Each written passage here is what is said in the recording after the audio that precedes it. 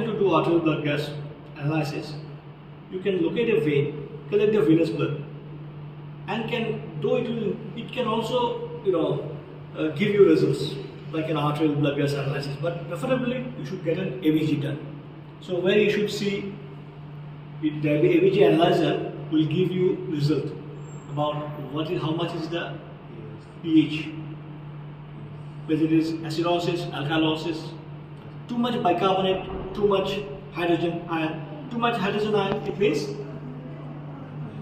acidic. Too much bicarbonate means alkalosis.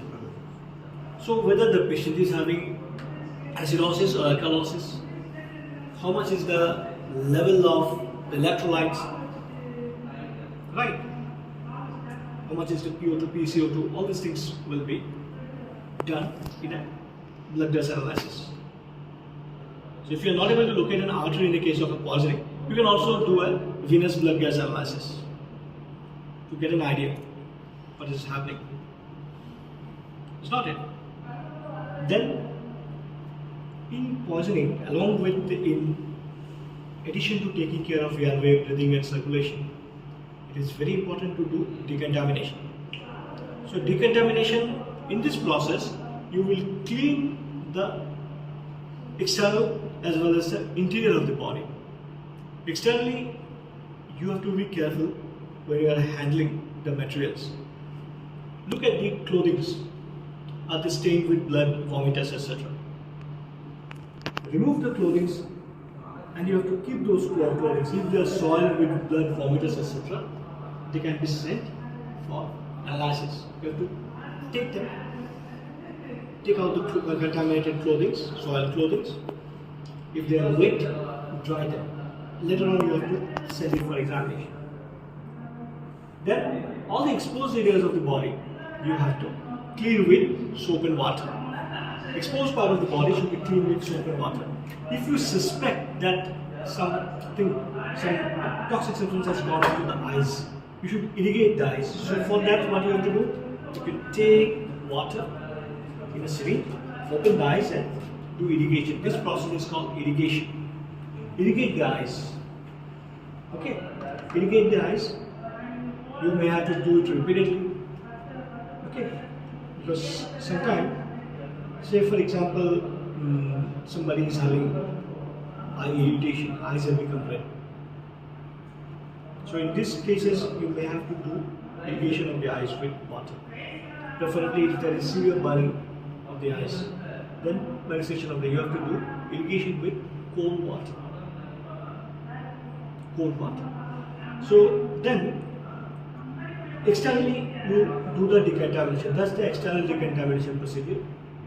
Changing the clothes, the contaminated clothes should be removed, washing the exposed area. Then you come to internal decontamination.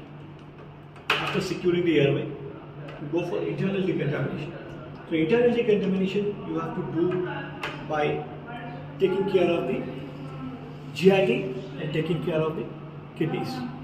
So what you will do here is, you will first you think about a nasogastric or an orogastric tube insertion for performing gastric lavage. Now gastric lavage is a procedure by which we clean the stomach. You have to think about upper GI decontamination and then lower GI decontamination. For upper GI decontamination, what we will do is, depending on the time since exposure, we can think about the process of gastric lavage. Now for gastric lavage, usually ideal method is orogastric lavage, which is done with an orogastric lavage tube. But in the hospitals we do not get orogastric lavage tube. So we are doing it with a nasogastric lavage tube. So in that process, what we do is, we have to rule out any contraindication of performing gastric lavage. What are the contraindications of doing gastric lavage? Corrosive injections, absolute contraindication. If the person is ingested any corrosive, do not try to do lavage. It will damage, it will cause perforation of the stomach, which has already become soft. Okay? And it will complicate the clinical situation. In Both cross, acid and also yes, both acids and alkalis should not try.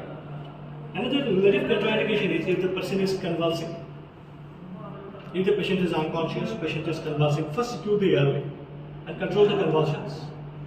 Then you attempt for nasogastric tube into insertion. If the patient is conscious, you have to ask the patient,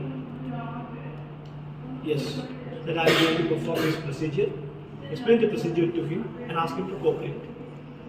He simply has to swallow his own saliva when you insert it. Now before you insert it, you take it out,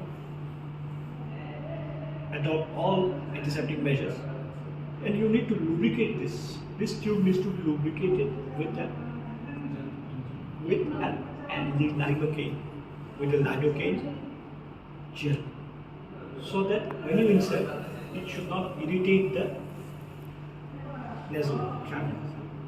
So there is a way to stand by the side of the patient, hold this tube like a pen, whereas you are holding a pen. Then